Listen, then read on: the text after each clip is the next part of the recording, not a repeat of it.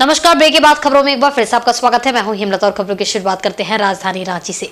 Bharatiya Janata party से बगावती रुख अपनाते हुए कांके विधानसभा क्षेत्र के युवा नेता कमलेश राम ने निर्दलीय प्रत्याशी के रूप में अपना नामांकन दर्ज कराया था। मामले की गंभीरता को देखते हुए भारतीय जनता पार्टी के विधानसभा चुनाव सह प्रभारी और असम के मुख्यमंत्री हिमंत विश्व शर्मा, सांसद दीपक प्रकाश और डॉक्टर प्रदीप वर्मा ने कल उनसे आवास पर मुलाकात की और पार्टी हित को देखते हुए नामांकन वापस लेने का आग्रह किया था। इस मामले पर विचार करते हुए कमलेश राम ने आज रांची में आयोजित संवाददाता सम्मेलन में बताया कि राज्य और राष्ट्र हित को देखते हुए उन्होंने अपना निर्णय वापस ले लिया है। अब वह कांके विधानसभा सीट से चुनाव नहीं लड़ेंगे। इसके साथ ही वे भारतीय जनता पार्टी और संगठन को मजबूत बनाने के साथ क्षेत्र की जनता के मुद्दे को हल करने की दिशा में काम करेंगे। प्रेस कॉन्फ्रेंस को संबोधित करते हुए उन्होंने कहा कि कांके विधानसभा क्षेत्र अंतर्गत बुड़मू इलाके में एक डिग्री कॉलेज, ठाकुर गांव में किसानों के लिए कोल्ड स्टोरेज और टेक्सटाइल फैक्ट्री खोलने का आश्वासन उन्हें मिला है। कमलेश राम ने कहा कि वह पहले भी भारतीय जनता पार्टी में थे और आगे भी वे भाजपा के कार्यकर्ता के रूप में काम करते रहेंगे। नरेंद्र मोदी जिंदाबाद जिंदाबाद जिंदाबाद, बाबूलाल मरांडी जिंदाबाद जिंदाबाद जिंदाबाद। सर्वोच्च पार्टी के नेताओं से कि सरकार बनती है तो हम विधायक रहे न रहे, लेकिन गुरु में डिग्री कॉलेज बननी चाहिए जिसमें सहमति बनी है। साथ ही साथ हमारे यहाँ बेरोजगार की बहुत बड़ी समस्या है, वो समस्या का भी निराकरण करने के लिए बात हुई।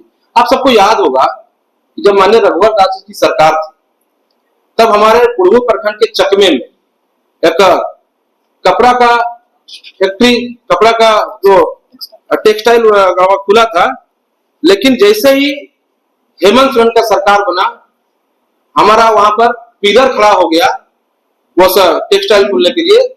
जैसे ही हेमंत सोरेन की सरकार बना उस प्रोजेक्ट को बंद कर दिया। अगर वो टेक्सटाइल बन के तैयार हो जाएगा तो वहां के 10,000 हमारे भाई बहनों का नौकरी लग जाएगा।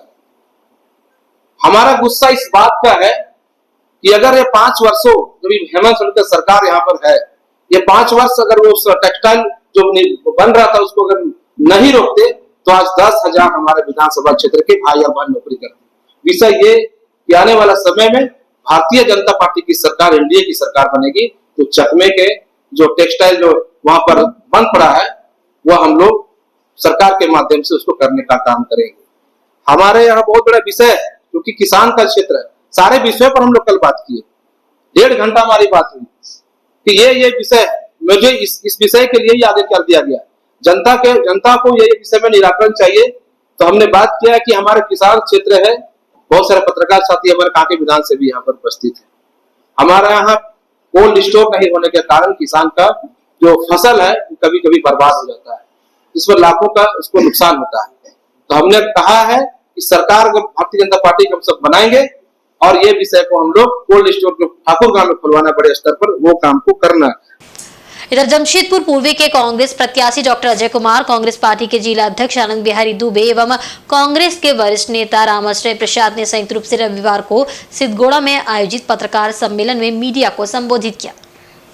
डॉक्टर अजय ने कहा कि रघुवर दास की बहू जब अपने पति ललित दास एवं परिवार के अन्य सदस्यों पर अंकुश नहीं लगा पाई है तो जमशेदपुर पूर्वी की जनता को कैसे सुरक्षा प्रदान कर पाएगी, इसकी क्या गारंटी है, ये सबसे बड़ा सवाल है। डॉक्टर अजय ने कहा कि 7 जुलाई को उड़ीसा के राज्यपाल के पुत्र ललित दास ने पूरी रेलवे स्टेशन से उन्हें लेने के लिए लग्जरी कारें नहीं भेजने पर राजभवन में तैनात अधिकारी बैकुंठ प्रधान के साथ पूरी में राजभवन परिसर में मारपीट की थी। डॉक्टर अजय ने कहा कि ललित दास के खिलाफ उड़ीसा कांग्रेस ने सख्त कार्रवाई की मांग की थी, लेकिन कुछ नहीं हुआ। मामला राष्ट्रीय मानवाधिकार आयोग तक पहुंच चुका है, लेकिन उन्हें न्याय नहीं मिला। हम मानवाधिकार आयोग से भी अनुरोध करेंगे कि वह इस मामले में उड़ीसा पुलिस से जल्दी जांच पूरी करने का आदेश दे। मैं आप लोग को जो है इस एक महत्वपूर्ण प्रेस कॉन्फ्रेंस के लिए बुलाया हूँ। रघुवर का लाल कर रहा है सबका बेहाल। रघुवर का लाल कर रहा है सबका बेहाल।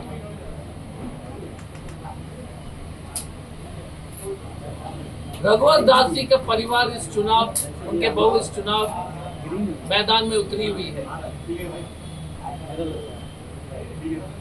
लेकिन मैं जमशेदपुर के जनता को चेतावनी देना चाहता हूं कि जैसे कुछ क्षेत्र में एक नया राजनीतिक भाषा शुरू हो गई है, मुखिया पति। तो ये प्रत्याशी विधायक पति ललित एक खतरनाक इंसान है। इनके इतिहास के बारे में तो मैं आप लोगों को क्या बोलूं कि मैंने कहा कि इतने भी अखबार में जो लगातार न्यूज हो रहे हैं, ये आप ही लोग का अखबार का न्यूज है कि उड़ीसा में एक भूतपूर्व एयरफोर्स ऑफिसर, एक सैनिक प्रधान जी को ललित दास ने बुरी तरह से मारा, क्योंकि उनको जो गाड़ी रेलवे स्टेशन जो उन्होंने भेजा उनको पसंद नहीं आया। पूरे उड़ीसा में जो है विधानसभा में प्रश्न उठाया गया, थोड़ा सा शांत रिएक्शन उठाया गया। कांग्रेस और बीजेडी ने लगातार जो है शिकायत की। हमने नेशनल ह्यूमन राइट्स कमीशन को भी कहा है कि जल्द से जल्द इस केस में, क्योंकि इस केस में कोई कार्रवाई नहीं हो रही है, क्योंकि रघुवर दास जी उड़ीसा के राज्यपाल हैं। जमशेदपुर के वरीय पुलिस अधीक्षक द्वारा पोटका के झारखंड उड़ीसा बॉर्डर पर स्थित रसुनचोपा चेक पोस्ट एवं अंतर जिला चेक पोस्ट हाता का औचक निरीक्षण किया गया। इस दौरान एसएसपी आने जाने वाले वाहनों का निरीक्षण करते हुए देखे गए। मौके पर उन्होंने कहा कि चेक पोस्ट से गुजरने वाले हर आने जाने वाले वाहनों की कड़ाई से जांच हो। साथ ही वरीय पुलिस अधीक्षक किशोर कौशल ने कहा कि लगातार जिले के सभी चेक पोस्टों का कड़ाई से जांच की जा रही है। भारी मात्रा में कैश बरामद हुआ है, वहीं नशीली पदार्थ भी बरामद हुई है। वहीं उन्होंने कहा कि शांतिपूर्ण ढंग से चुनाव संपन्न हो, जिसको लेकर चेक पोस्टों में कड़ाई से जांच हो रही है।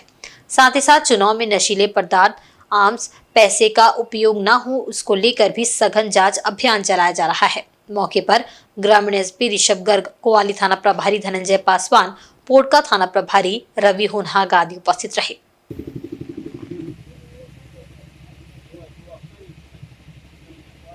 लगातार कई चेक नाके हमारे लगाए गए हैं, झारखंड के अंतर्राज्यीय 12 चेक नाके और 6 अंतर जिला चेक नाके लगाए गए हैं। इसी क्रम में पोटका विधानसभा के पार्क है, यहाँ पर 2 हम लोगों के चेक नाके हैं। एक उड़ीसा के साथ जो है वो जिलिंग चेक पोस्ट है और दूसरा जो है वो हाता में चेक पोस्ट है सरायकेला के साथ। इन दोनों चेक पोस्टों का मुआयना किया गया है, निरीक्षण किया गया है और जो भी हमारे दंडाधिकारी, पुलिस पदाधिकारी और पुलिसकर्मी मौजूद है यहाँ पर, उनको सघन चेकिंग कराने का भी आदेश दिया गया है। और यही नहीं, पूरे जिले में जितने चेक नाके हैं वहाँ सघनता से चेकिंग की जा रही है और अभी तक बड़ी मात्रा में लगभग 30 लाख के ऊपर की बरामदगी गैस की हो चुकी है। इसके अलावा अन्य सामग्रियों की बात करें, चाहे शराब हो, चाहे ड्रग्स हो, उनकी भी बड़ी मात्रा में जब्त की है।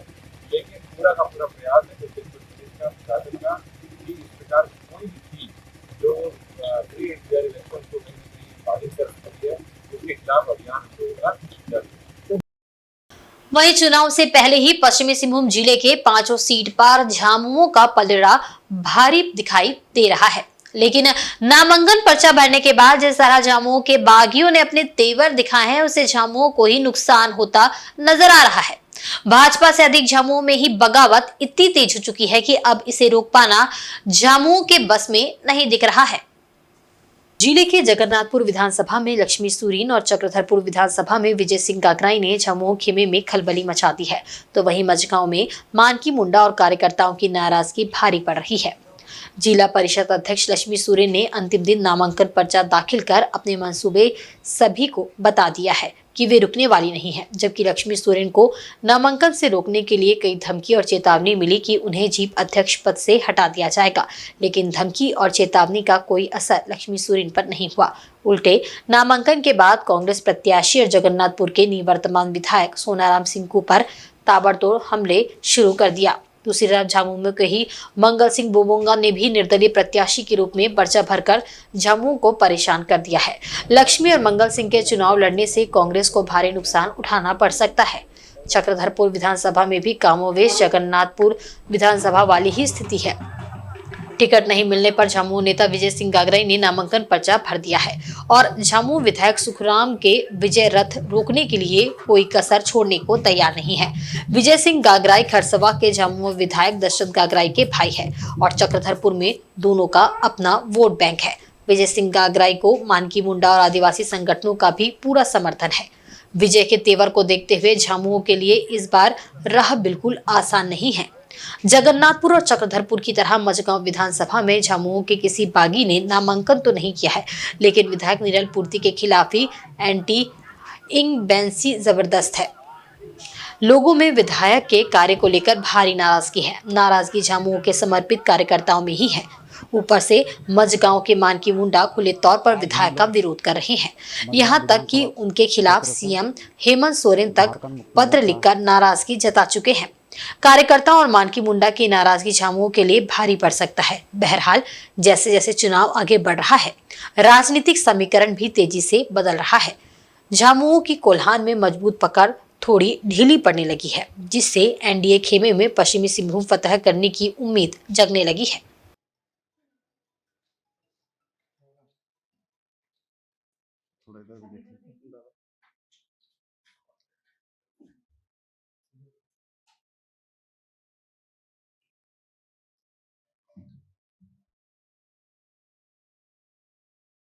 पोटका विधानसभा अंतर्गत हाता में भाजपा का विधानसभा स्तरीय मुख्य कार्यालय का विधिवत रूप से पूर्व केंद्रीय मंत्री अर्जुन मुंडा, भाजपा प्रत्याशी डॉक्टर मीरा मुंडा, सांसद विद्युत महतो, पूर्व विधायक मेनका सरदार आदि द्वारा संयुक्त रूप से फीता काटकर भव्य तरीके से कार्यालय का उद्घाटन किया गया। इस दौरान सांसद प्रतिनिधि उपेंद्र सरदार, मनोज सरदार, देवी भूमिज, विशाल गुप्ता आदि उपस्थित रहे।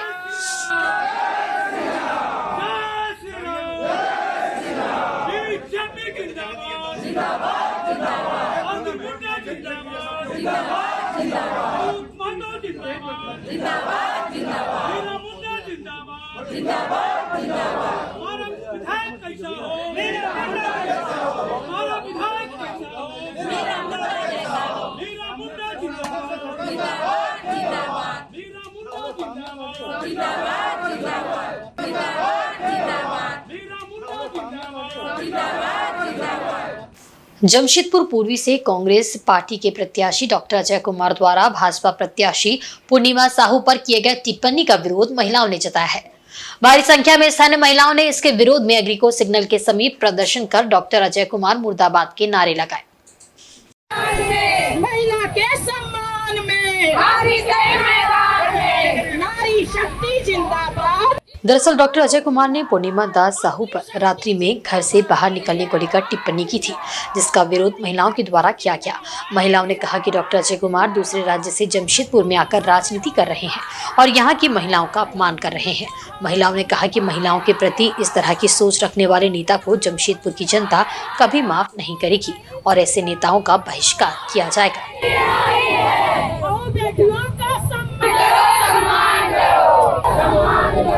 नारी शक्ति जिंदाबाद जिंदाबाद जिंदाबाद की नारी है, नहीं चिंगारी है, भारत की नारी है, नारी शक्ति जिंदाबाद जिंदाबाद जिंदाबाद।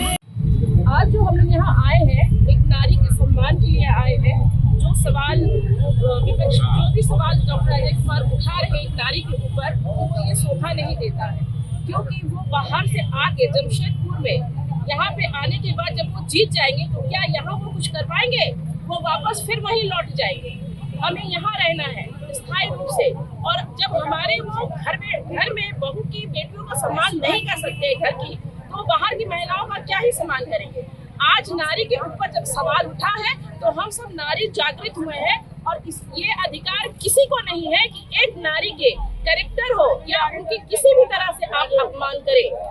ये अधिकार स्वयं घर के परिवार को भी नहीं रहता है। जो नारी आपको जन्म देती है, जो नारी आपकी अच्छी परवरिश करती है, जो नारी एक घर को, एक परिवार को, एक समाज को बनाती है, वो कोई छोटी सी नारी का सिर्फ नाम है, मगर वो चंडिका का रूप है, दुर्गा का रूप है, वो पूजनीय है। हम सब नारी को हर रूप में पूजते हैं।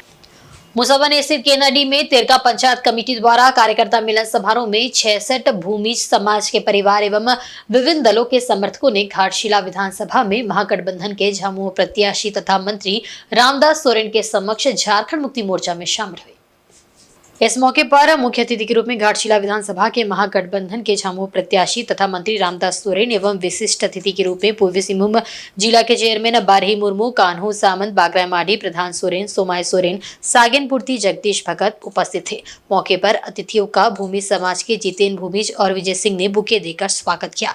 वहीं अतिथियों ने 66 भूमि समाज के परिवार एवं विभिन्न दलों के समर्थकों को फूलमाला पहनाकर स्वागत किया। इस मौके पर जमकर नारेबाजी भी की गई। मौके पर प्रत्याशी तथा मंत्री रामदास सोरेन ने कहा कि हेमंत सरकार के क्रियाकलाप से प्रभावित होकर 66 भूमि समाज के परिवार एवं विभिन्न दलों के समर्थकों ने झारखंड मुक्ति मोर्चा का दामन थामा है। जनता के अपार जन समर्थन से ऐसा प्रतीत हो रहा है कि झारखंड में दोबारा हेमंत सोरेन की महागठबंधन की ही सरकार बनेगी।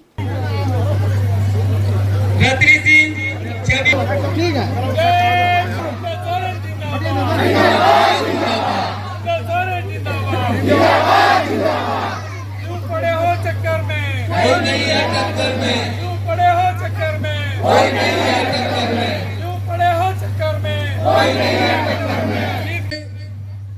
झारखंड की जो लोक नेता है उसको छौ नाच का मुकुट पहना करके उसको छोड़ देते नचाते हैं और वो लोग ताल बजाते हैं। वही है भारतीय जनता पार्टी के लोग, वही है भारतीय जनता पार्टी का विचारधारा। इसीलिए आज हमें वैसे लोगों से, वैसे विचारधारा लोगों से, वैसे संगठन के लोगों से हमें बचना है।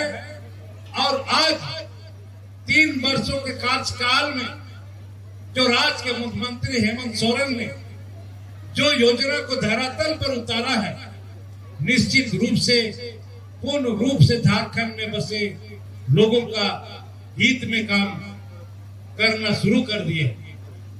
जहां तक महिला सशक्तिकरण के नाम से आप देख रहे हैं कि 18 वर्ष से लेकर जीवन भर उसको मुख्यमंत्री महिला सम्मान योजना मिलने का जो समय है वह 2 महीना पहले से शुरू कर दिया और वह जीवन निरंतर चलते रहेगा। कोई इसको रोक नहीं सकता है, न बंद कर सकता है। इधर सरायकेला कस्बा जिला के ईचागढ़ व कुकड़ू प्रखंड क्षेत्र में दीपावली की तैयारी जोरों पर है। दीपावली में मिट्टी से बने दिए और मिट्टी के बर्तनों की खास मांग रहती है। दीपावली के साथ ही सोहराय या वंदना पर्व भी मनाया जाता है। वहीं ग्रामीण क्षेत्रों में भी चाइनीज दिया आ जाने से खासकर मिट्टी से दिया आदि बनाने वाले पारंपरिक कारीगरों को अपना स्वरोजगार छिनता हुआ दिखाई दे रहा है। एक तो सरकारी उदासीनता के चलते कुम्हार का काम युवा वर्ग करना नहीं चाहते हैं, ऊपर से ग्रामीण क्षेत्रों में बाजार भी उपलब्ध नहीं है। कुम्हार अपने पुराने जमाने की चक्की चलाकर मिट्टी का दिया बर्तन बनाने को मजबूर है। वहीं नई युवा पीढ़ी नए जमाने के साथ चलना चाहती है। ऐसे में पुरानी चक्की को हाथ से चलाकर मिट्टी के सामग्रियों का निर्माण करना युवा पसंद नहीं करते। सरकार की ओर से परंपरागत मिट्टी से बर्तन आदि निर्माण करने वाले कारीगरों को प्रोत्साहित करने का काम नहीं किया जा रहा है और न ही सस्ते लोन आदि की व्यवस्था कर कुटीर उद्योग के रूप में विकसित कर स्वरोजगार को बढ़ावा दिया जा रहा है। ईचागढ़ के बोड़ा, नदी साई, कुकड़ू व ईचाडी कुम्हार प्रधान गांव है, जहां अधिकांश लोग मिट्टी के सामान बनाने का काम करते हैं।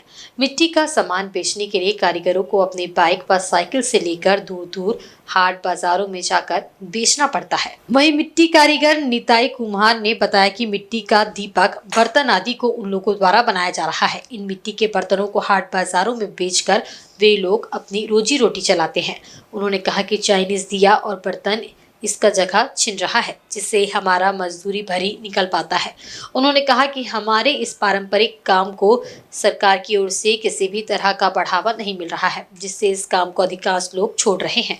उन्होंने सरकार से इसे घरेलू कुटीर उद्योग के रूप में विकसित करने की पहल करने की मांग की, ताकि ये परंपरा आगे भी चलती रहे।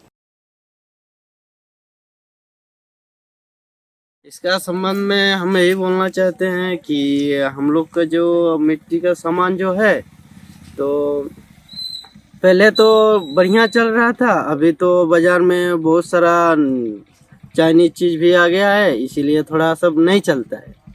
इसीलिए हम लोग को भी सामान थोड़ा सब चलता है, लेकिन बाज़ार लेके जाना पड़ता है साइकिल में ढो ढो के। उसके बाद क्या बोलेंगे, उतना भी बाजार में भी उतना नहीं चलता है, किसी तरह चल रहा है।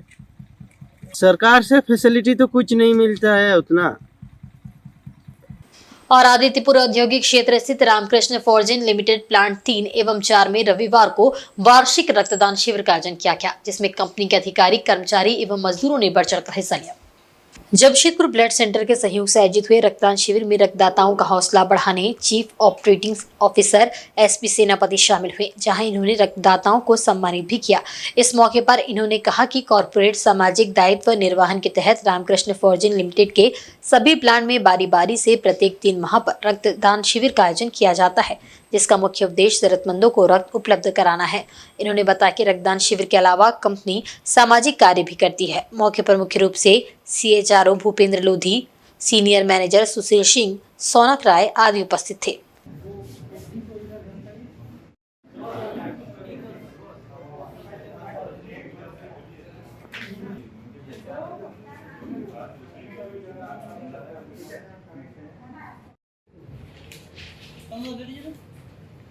अब इस साल भी हम लोग रामकृष्ण फॉर्जिंग के प्रांगण प्लांट नंबर 3 एंड 4 का प्रांगण में ब्लड डोनेशन कैंप का आयोजन किया गया है।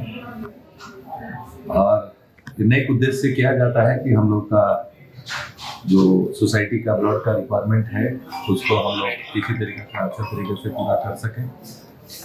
कभी तो कंप्लीट तरफ से पूरा नहीं कर सकते हैं, जितना हम लोग की तरफ से हो सकता है समाज के प्रति, समाज के दायित्व निभाने के क्रम में हम लोग इसको करते हैं। और अभी धीरे धीरे जो पहले शुरू से प्लांट में 300-350 का ब्लड डोनर थे, आज के डेट में हमको लगता है कि 500 से 600 प्लांट वाइज बोलेंगे तो आज के डेट में रामकृष्ण फॉर्जिंग से 2000 से 3000 डोनर साल में ब्लड डोनेट करते हैं। तो आज इस प्रांगण में हम लोग ब्लड डोनेशन कैंप यही उम्मीद में चला रहे कि कम से कम 500 से 600 तक डोनर बढ़ चढ़ कर भाग लेकर डोनेट करेंगे और हम अपना सोशल सामाजिक दायित्व जो है उसको निर्वाह करेंगे। और आज के बुलेटिन में बस इतना ही। कल फिर हाजिर होंगे कुछ नई खबरों के साथ। तब तक देखते रहें झारखंड न्यूज। नमस्कार।